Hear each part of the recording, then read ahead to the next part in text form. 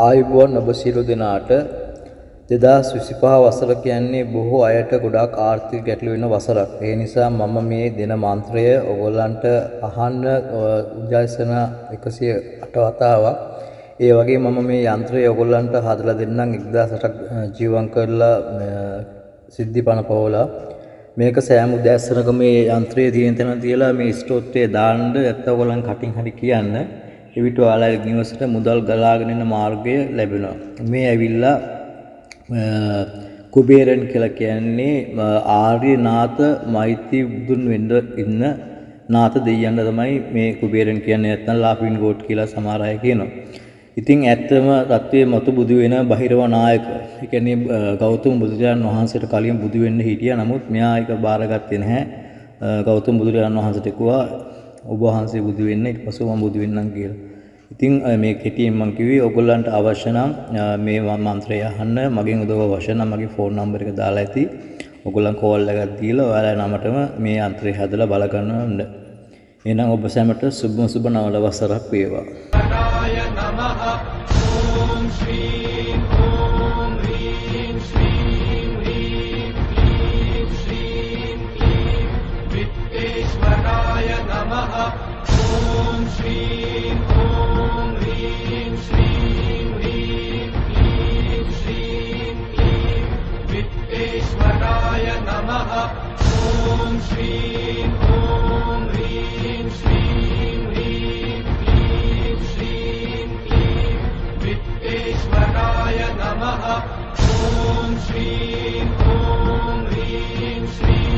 Hrim Hrim Shri Vitteshwaraya Namaha. Om Shri Om Hrim Shri Hrim Hrim Shri Vitteshwaraya Namaha. Om Shri Om Hrim Shri Hrim Hrim Shri Vitteshwaraya Namaha. Om Shri Om Hrim Shri Hrim Hrim Shri Vitteshwaraya Namaha. Om Shri Om Hrim Shri Hrim Hrim Shri Vitteshwaraya Namaha. Om Shri Om Hrim Shri Hrim Hrim Shri Vitteshwaraya Namaha. Om Shri Om Hrim Shri Hrim Hrim Shri Vitteshwaraya Namaha. Om Shri Om Hrim Shri Hrim Hrim Shri Vitteshwaraya Namaha. Om Shri Om Hrim Shri Hrim Hrim Shri Vitteshwaraya Namaha. Om Shri Om Hrim Shri Hrim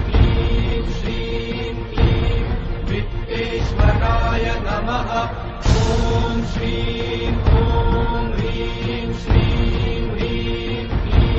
Shri Vitteshwaraya Namaha. Om Shri Om Hrim Shri Hrim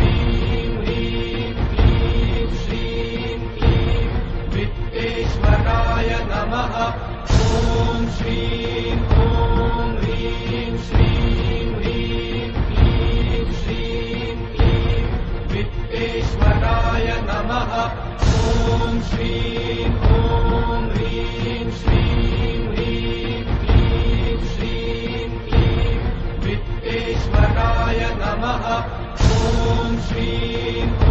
Hrim Hrim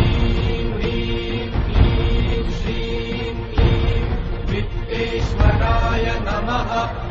Om Shri Om Hrim Shri Hrim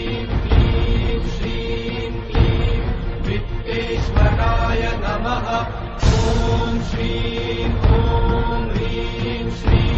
Hrim Hrim Shri Vitteshwaraya Namaha. Om Shri Om Hrim Shri Hrim Hrim Shri Vitteshwaraya Namaha. Om Shri Om Hrim Shri Hrim Hrim Shri Vitteshwaraya Namaha. Om Shri Om Hrim Shri Hrim Hrim Shri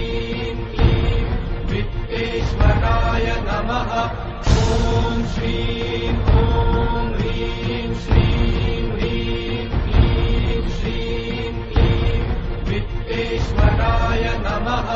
ॐ श्रीं ॐ ह्रीं श्रीं ह्रीं क्लीं श्रीं क्लीं वित्तेश्वराय नमः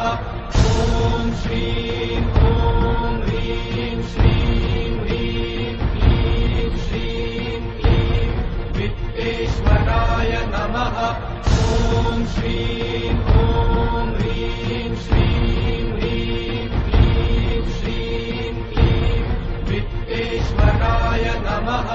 ॐ श्रीं ॐ ह्रीं श्रीं ह्रीं क्लीं श्रीं क्लीं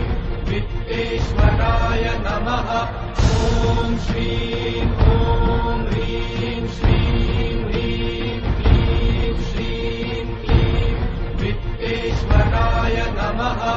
ॐ श्रीं ॐ ह्रीं श्रीं ह्रीं क्लीं श्रीं क्लीं वित्तेश्वराय नमः ॐ श्रीं ॐ ह्रीं श्रीं ह्रीं क्लीं श्रीं क्लीं वित्तेश्वराय नमः ॐ श्रीं ॐ ह्रीं श्रीं ह्रीं क्लीं श्रीं क्लीं वित्तेश्वराय नमः ॐ श्रीं ॐ ह्रीं श्रीं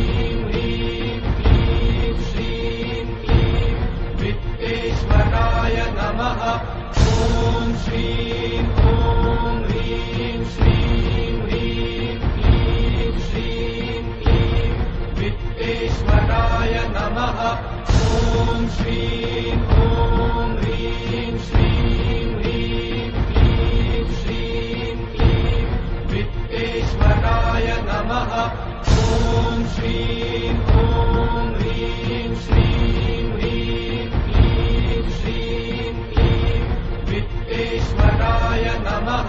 ॐ श्रीं ॐ ह्रीं श्रीं ह्रीं क्लीं श्रीं क्लीं वित्तेश्वराय नमः ॐ श्रीं ॐ ह्रीं श्रीं ह्रीं क्लीं श्रीं क्लीं वित्तेश्वराय नमः ॐ श्रीं ॐ ह्रीं श्रीं ह्रीं क्लीं श्रीं क्लीं वित्तेश्वराय नमः ॐ श्रीं ॐ ह्रीं श्रीं ह्रीं क्लीं श्रीं क्लीं वित्तेश्वराय नमः ॐ श्रीं ॐ ह्रीं श्रीं ह्रीं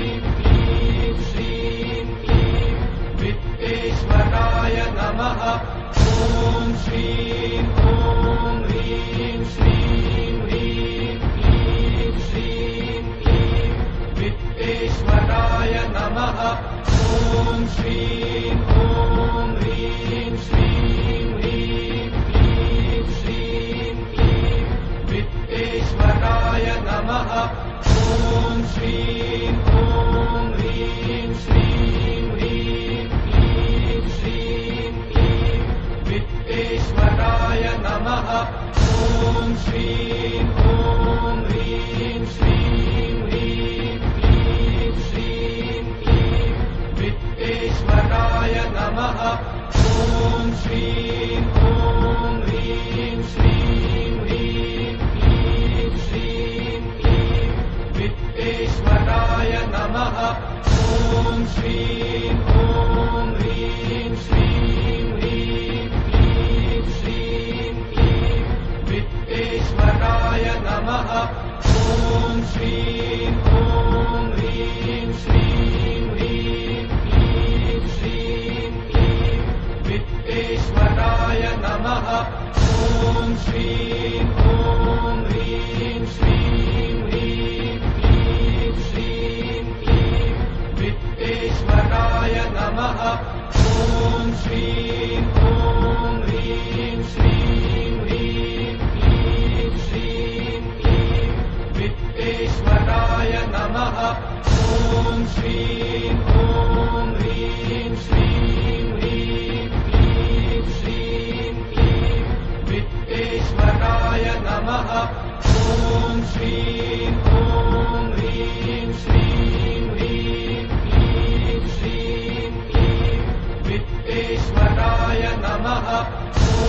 श्रीं ॐ ह्रीं श्रीं ह्रीं क्लीं श्रीं क्लीं वित्तेश्वराय नमः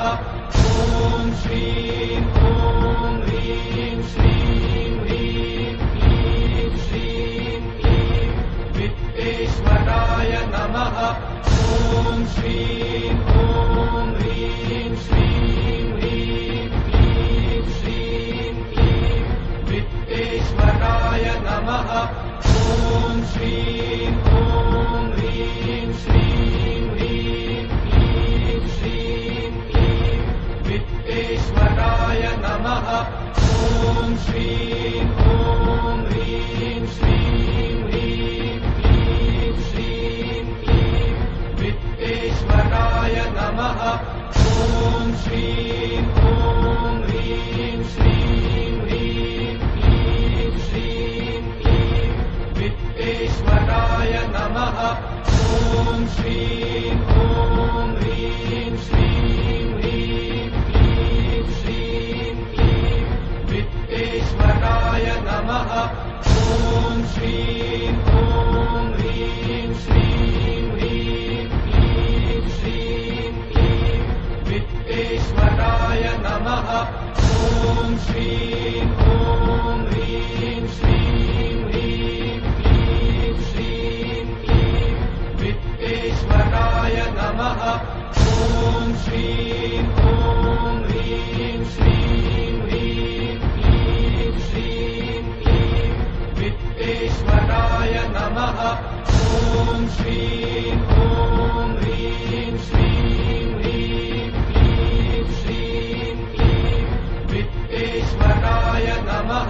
ॐ श्रीं ॐ ह्रीं श्रीं ह्रीं क्लीं श्रीं क्लीं वित्तेश्वराय नमः ॐ श्रीं ॐ ह्रीं श्रीं ह्रीं क्लीं श्रीं क्लीं वित्तेश्वराय नमः ॐ श्रीं ॐ ह्रीं श्रीं ह्रीं क्लीं श्रीं क्लीं वित्तेश्वराय नमः ॐ श्रीं ॐ ह्रीं श्रीं ह्रीं क्लीं श्रीं क्लीं वित्तेश्वराय नमः ॐ श्रीं ॐ ह्रीं श्रीं ह्रीं क्लीं श्रीं क्लीं वित्तेश्वराय नमः ॐ श्रीं ॐ ह्रीं श्रीं ह्रीं क्लीं श्रीं क्लीं वित्तेश्वराय नमः ॐ श्रीं ॐ ह्रीं श्रीं ह्रीं क्लीं श्रीं क्लीं वित्तेश्वराय नमः ॐ श्रीं ॐ ह्रीं श्रीं ह्रीं क्लीं श्रीं क्लीं वित्तेश्वराय नमः ॐ श्रीं ॐ ह्रीं श्रीं ह्रीं क्लीं श्रीं क्लीं वित्तेश्वराय नमः ॐ श्रीं ॐ ह्रीं श्रीं ह्रीं क्लीं श्रीं क्लीं वित्तेश्वराय नमः ॐ श्रीं ॐ ह्रीं श्रीं ह्रीं क्लीं श्रीं क्लीं वित्तेश्वराय नमः ॐ श्रीं ॐ ह्रीं श्रीं ह्रीं क्लीं श्रीं क्लीं वित्तेश्वराय नमः ॐ श्रीं ॐ ह्रीं श्रीं ह्रीं क्लीं श्रीं क्लीं वित्तेश्वराय नमः ॐ श्रीं ॐ ह्रीं श्रीं ह्रीं क्लीं श्रीं क्लीं वित्तेश्वराय नमः ॐ श्रीं ॐ ह्रीं श्रीं ह्रीं क्लीं श्रीं क्लीं वित्तेश्वराय नमः ॐ श्रीं ॐ ह्रीं श्रीं ह्रीं क्लीं श्रीं क्लीं वित्तेश्वराय नमः ॐ श्रीं ॐ ह्रीं श्रीं ह्रीं क्लीं श्रीं क्लीं वित्तेश्वराय नमः ॐ श्रीं ॐ ह्रीं श्रीं ह्रीं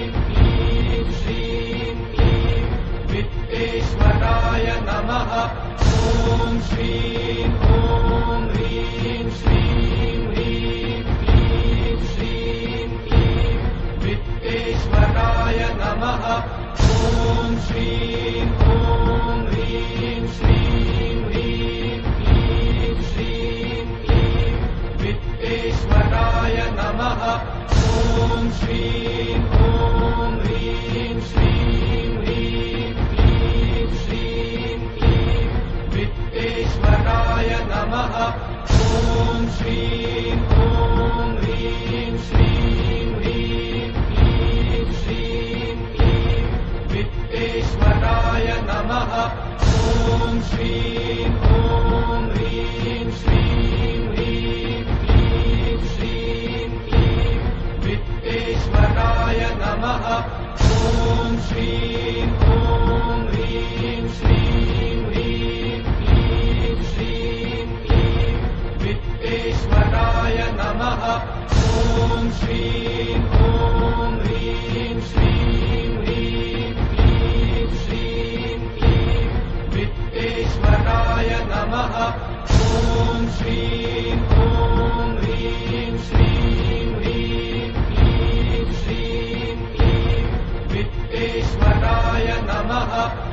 ॐ श्रीं ॐ ह्रीं श्रीं ह्रीं क्लीं श्रीं क्लीं वित्तेश्वराय नमः ॐ श्रीं ॐ ह्रीं श्रीं ह्रीं क्लीं श्रीं क्लीं वित्तेश्वराय नमः ॐ श्रीं ॐ ह्रीं श्रीं ह्रीं क्लीं श्रीं क्लीं वित्तेश्वराय नमः ॐ श्रीं ॐ ह्रीं श्रीं ह्रीं क्लीं श्रीं क्लीं वित्तेश्वराय नमः ॐ श्रीं ॐ ह्रीं श्रीं ह्रीं क्लीं श्रीं क्लीं वित्तेश्वराय नमः ॐ श्रीं ॐ ह्रीं श्रीं ह्रीं क्लीं श्रीं क्लीं वित्तेश्वराय नमः ॐ श्रीं ॐ ह्रीं श्रीं ह्रीं क्लीं श्रीं क्लीं वित्तेश्वराय नमः ॐ श्रीं ॐ ह्रीं श्रीं ह्रीं क्लीं श्रीं क्लीं वित्तेश्वराय नमः ॐ श्रीं ॐ ह्रीं श्रीं ह्रीं क्लीं श्रीं क्लीं वित्तेश्वराय नमः ॐ श्रीं ॐ ह्रीं श्रीं ह्रीं क्लीं श्रीं क्लीं वित्तेश्वराय नमः ॐ श्रीं ॐ ह्रीं श्रीं ह्रीं क्लीं श्रीं क्लीं वित्तेश्वराय नमः ॐ श्रीं ॐ ह्रीं श्रीं ह्रीं क्लीं श्रीं क्लीं वित्तेश्वराय नमः ॐ श्रीं ॐ ह्रीं श्रीं ह्रीं क्लीं श्रीं क्लीं वित्तेश्वराय नमः ॐ श्रीं ॐ ह्रीं श्रीं ह्रीं क्लीं श्रीं क्लीं वित्तेश्वराय नमः ॐ श्रीं